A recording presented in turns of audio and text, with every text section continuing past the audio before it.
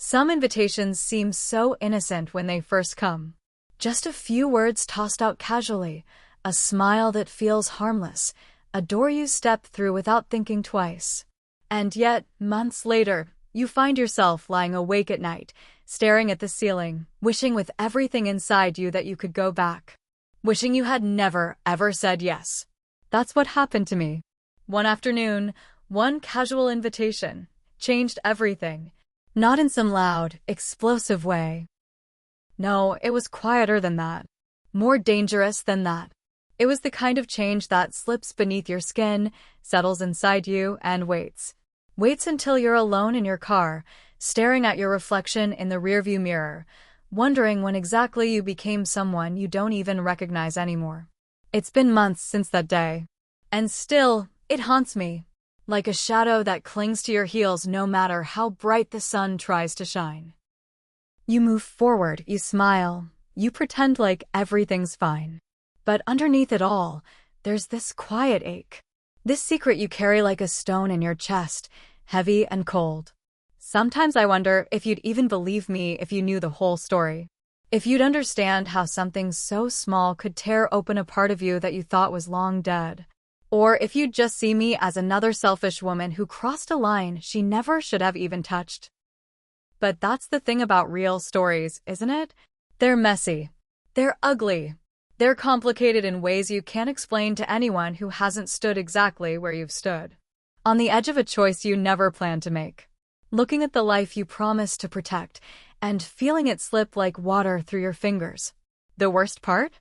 It didn't even happen in some grand moment of betrayal. No candlelit dinner. No secret hotel room. No stormy confessions. It started with something so small. A lazy Saturday. A text message. A smile. An invitation to someone else's house. Because I was bored. Because I was lonely. Because somewhere deep down I needed to feel alive again. I told myself it was harmless. I told myself it was just a visit. I told myself so many lies that day. Tiny, easy lies that piled up until they crushed the woman I thought I was. And when I stepped inside that house, when the door clicked shut behind me, I knew. Some part of me knew right then. Nothing about that day was going to be harmless. Nothing about that smile was going to be easy. And I was already too far gone to turn around. I'm not proud of what happened next. I don't tell this story because I'm looking for sympathy or forgiveness. I tell it because somewhere out there, someone is standing where I once stood. Someone who feels invisible. Someone who's starving for something they can't even name. Maybe hearing this will help them see the cliff before they take the step I did. Subscribe to Heartfelt Tales Unfold. Because some stories are too raw, too real, too important to stay buried forever. And trust me, you won't want to miss what happened next. I guess if you really want to understand how it all happened, you have to understand the life I was living before that day. Or maybe I should say, the life I was pretending to live. I'm in my late 30s. Too old to be reckless, too young to feel this invisible. I married a man who, once upon a time, made me laugh so hard my sides ached. A man who used to reach for me across the bed in the middle of the night, just to make sure I was still there. But somewhere along the way, life got busy. Or maybe we just stopped looking at each other. He's always traveling now. Always another meeting, another late night, another excuse that sounds reasonable enough if you don't listen too closely. He says he's doing it for us. For our future.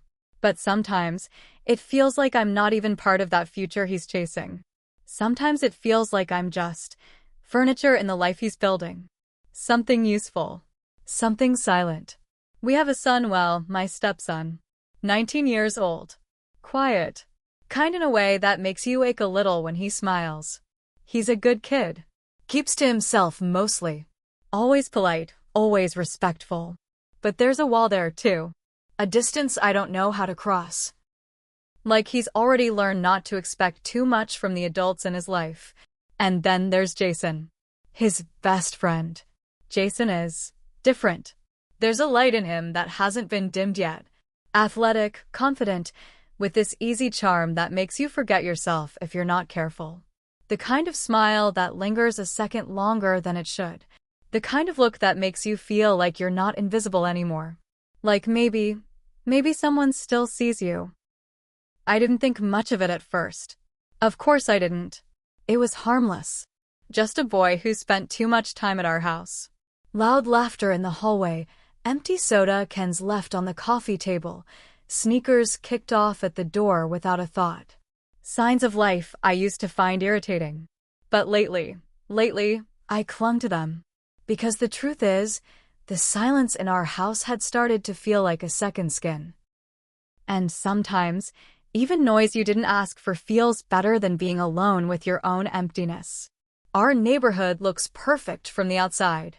Neatly trimmed hedges, white fences, birthday banners that hang too long after the parties are over.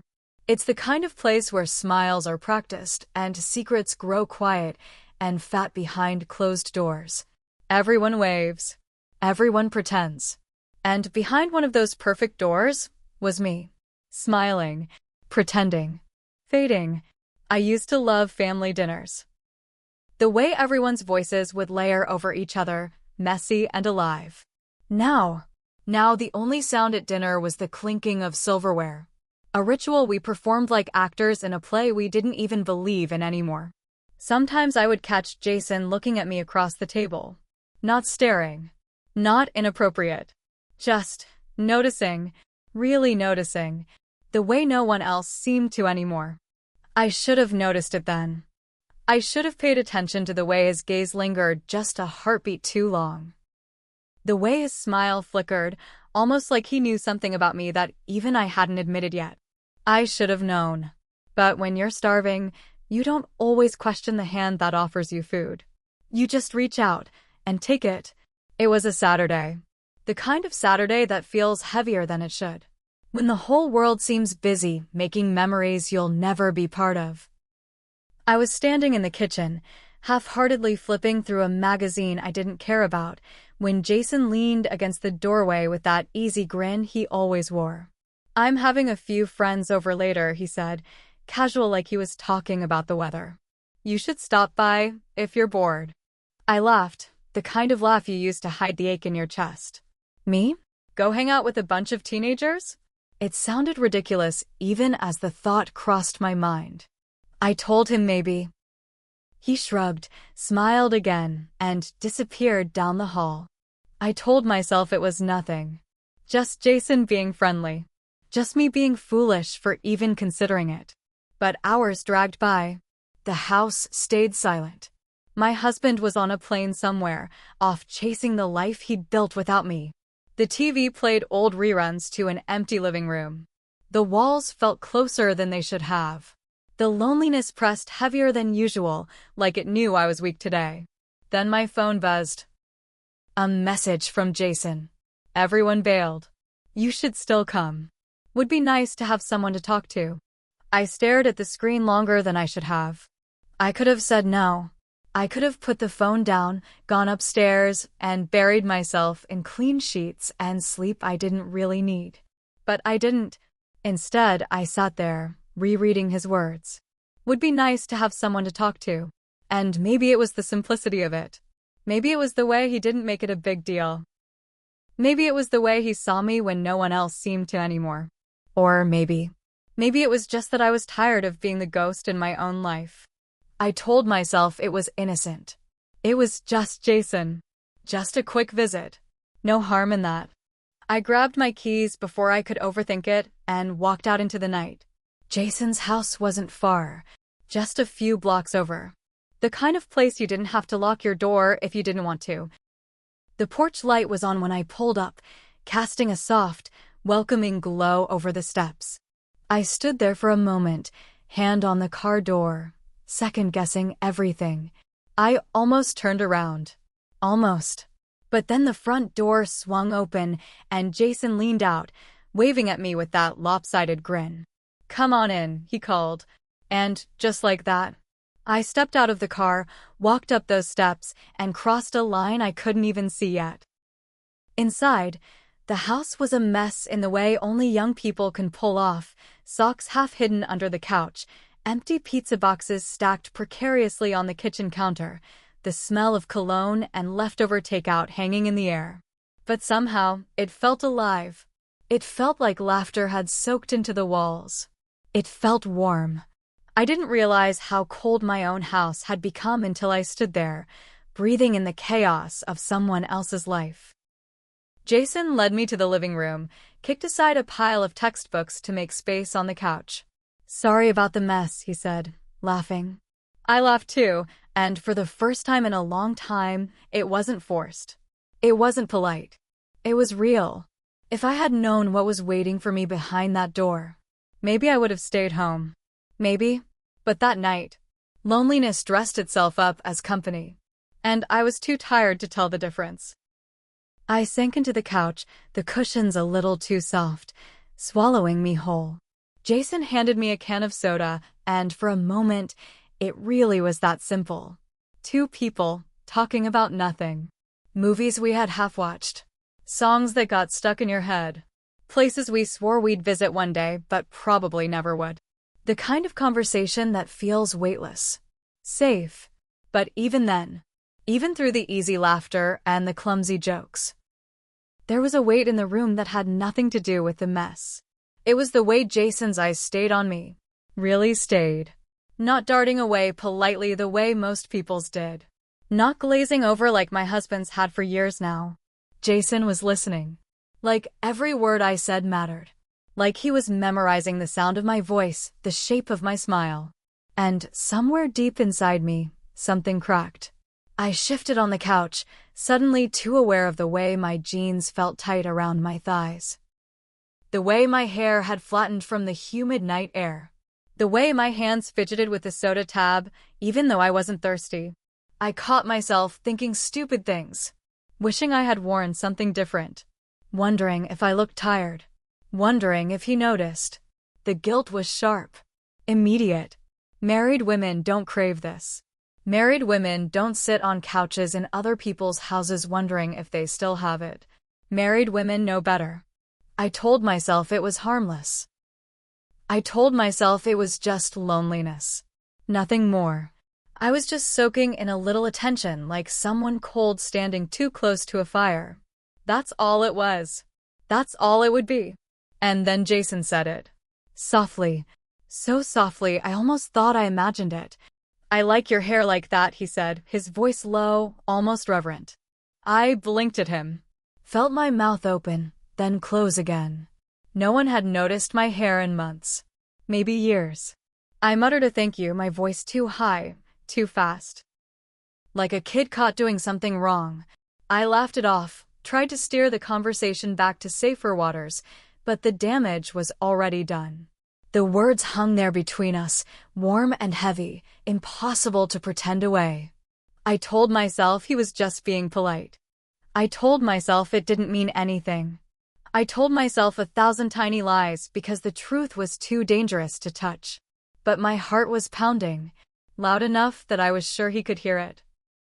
And somewhere in the quiet corners of my mind, a question curled itself around my ribs and refused to let go. Why did it feel so dangerous? To be seen?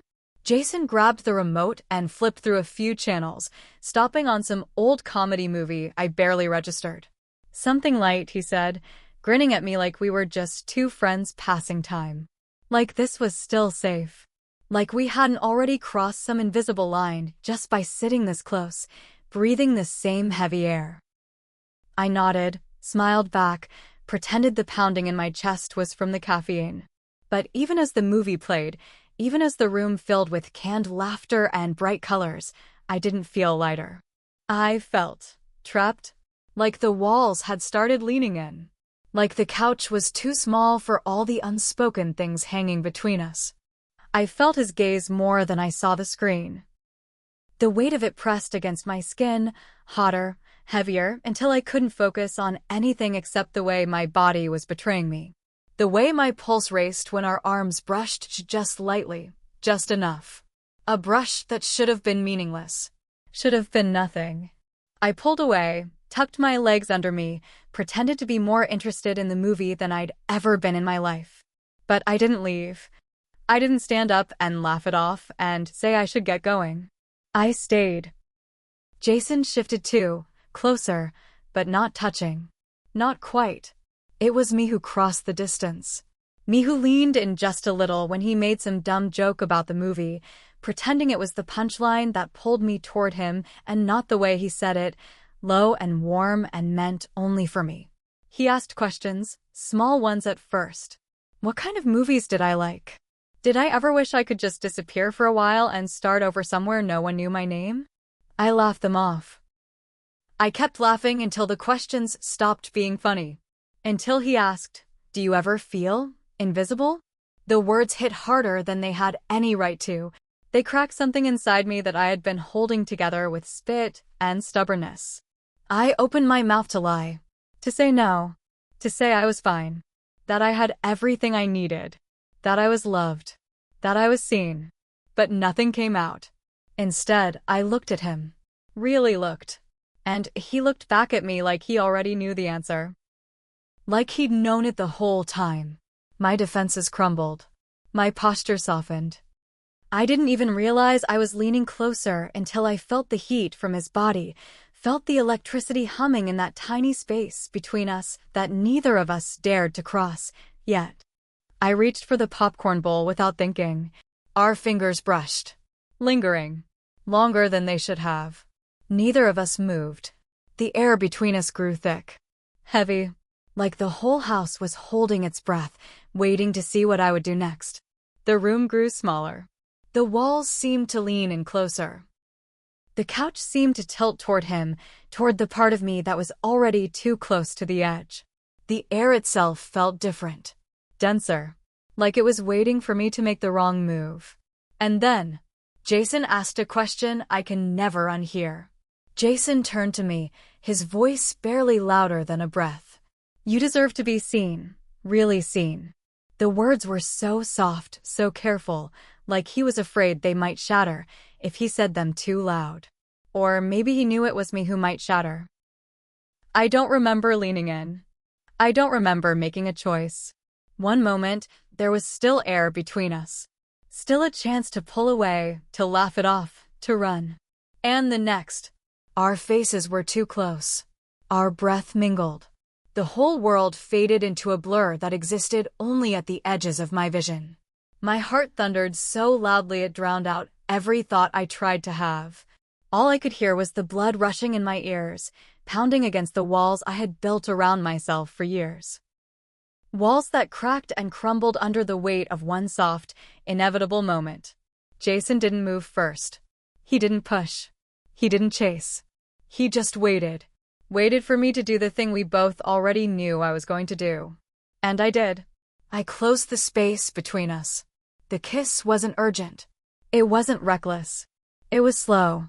Deliberate. Devastating in the way only something so gentle can be when you know it's built on everything wrong. It wasn't a kiss between strangers.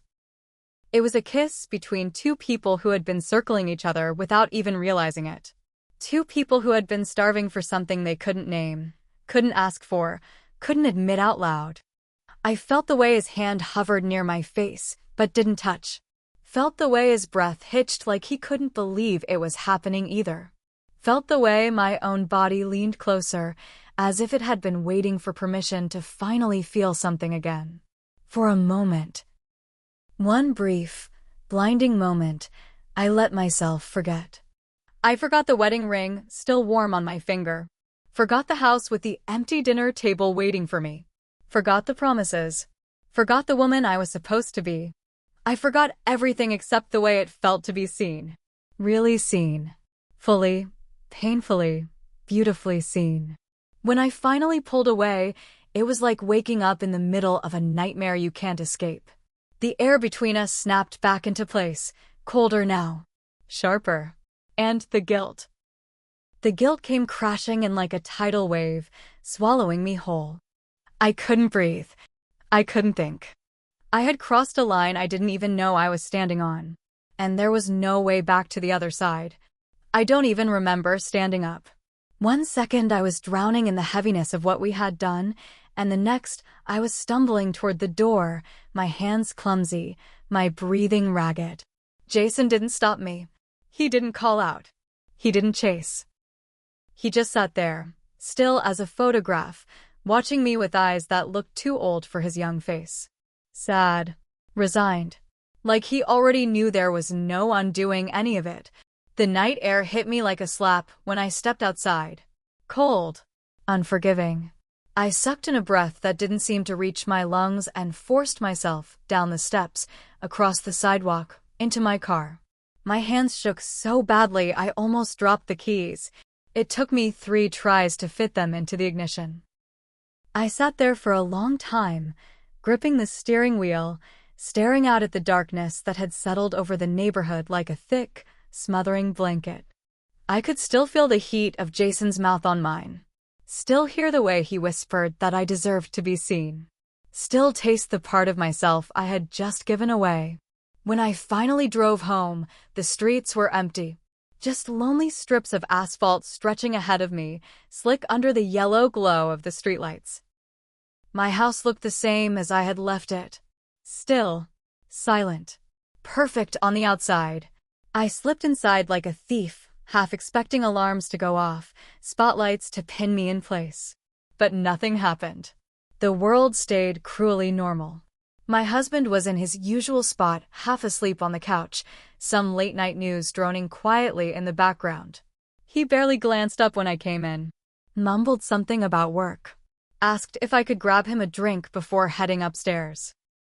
I stood there, dripping guilt onto the carpet, and realized he didn't see me at all. I could have been anyone. I could have been no one.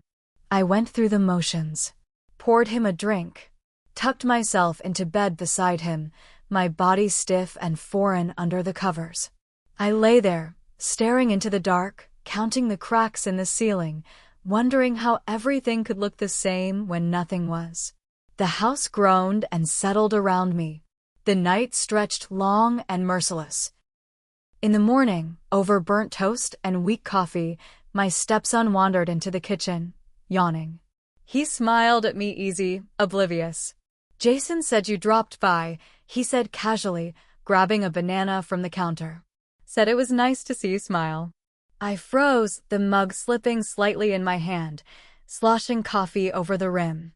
Smile. That word. It carved something deep and terrible into my chest. I forced a laugh. Said something meaningless.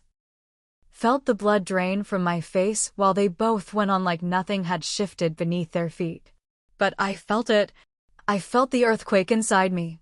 The crack that had started so small, splitting wider and wider with every breath I took. There was a new distance now. Between me and my husband. Between me and the boy who had trusted me. Between me and myself. A distance I didn't know how to cross. A distance I wasn't sure I even deserved to cross. And in that space between who I had been and who I had become, I started to disappear. The question started before the sun even came up. Was it loneliness that betrayed me? Was it Jason? Or was it me? I turned them over and over in my mind like stones I couldn't stop touching. No matter how I tried to stack them, to arrange them into something that made sense, they never fit right. None of the answers made me feel less hollow. I replayed every moment. The way his eyes softened when he looked at me. The way his voice dropped low, careful, like he was handling something breakable. The way my hand stayed there on his, longer than it should have. The way my lips found his like it was inevitable, like it was something written before either of us even knew how to read. It wasn't just the kiss that haunted me, it was everything that led to it. Every small betrayal I committed against myself long before our mouths ever met. Every lonely night. Every silence I let grow too large to fill. Every time I told myself it was fine. That I was fine. I imagined telling the truth more times than I can count. Sitting across from my husband at that silent dinner table and spilling everything out between us like shattered glass. But the words rotted before they could leave my mouth. Turned sour on my tongue. Because what could I even say? What apology could stitch back together something that had been tearing at the seams for so long? The self-loathing came in waves. Tidal. suffocating. But underneath it, underneath the shame, the guilt, the regret, something darker pulsed. A terrifying longing. The memory of being wanted. It clung to me. It burned itself into my skin, into the hollow parts of me that I thought had long since gone numb. It whispered that maybe the worst thing wasn't that I had betrayed someone else. Maybe the worst thing was how much I missed the feeling. Weeks passed. Seasons shifted. People moved through my days like shadows, and I smiled and nodded and played my part, but inside, I was crumbling. I saw Jason sometimes. In town. At the grocery store. Once at a gas station, our eyes locking across the pumps like two guilty secrets who recognized each other instantly. We never spoke. Not once. But the weight of that day hung in every glance we stole. Every hurried look away. Every moment stretched too long by the things we didn't say. It was in the way he carried himself. A little heavier now. A little older. Like he, too, had crossed a line he didn't know he was standing on. Some days I hated him for it. Most days I hated myself more. Because no matter how many nights I spent drowning in guilt, no matter how many times I swore it would never happen again, I couldn't scrub away the part of me that still ached for that one terrible, perfect moment. The moment when, for the first time in longer than I could remember, someone had seen me. Really seen me. And I had let them. Have you ever found yourself standing on a line you never meant to cross? Not because you stopped loving, but because you forgot how it felt to be alive? You don't wake up one morning planning to tear your life apart. You don't set out looking for the kind of loneliness that makes you reckless. It sneaks up on you. It wears you down one forgotten moment at a time, until suddenly you're standing there, one breath away from doing something you can never undo. Tell me in the comments, was I a villain? Or just a woman lost inside the hollowness of her own life? I'm not asking for forgiveness. I'm not even asking for understanding. I'm just asking if you've ever looked in the mirror and seen a stranger staring back at you. Because that's who I became. If stories like this stir something deep inside you, if they remind you that you're not alone in your mistakes, your regrets, your secret heartbreaks, please like this video. And subscribe to Heartfelt Tales Unfold. Here, we don't just tell stories. We unwrap the deepest corners of the human heart, the corners most people are too scared to even look at. Some invitations seem harmless. A smile. A simple word. A door swinging open on a lazy afternoon. But the cost of stepping inside some houses is a piece of yourself you never get back. Desire doesn't arrive with sirens blaring. It doesn't announce itself like a villain in a storybook. It comes dressed as laughter. As friendship. As a moment of kindness you didn't even realize you were starving for. Be careful what doors you walk through. Be careful which smiles you follow inside. Because some thresholds don't let you come back the same.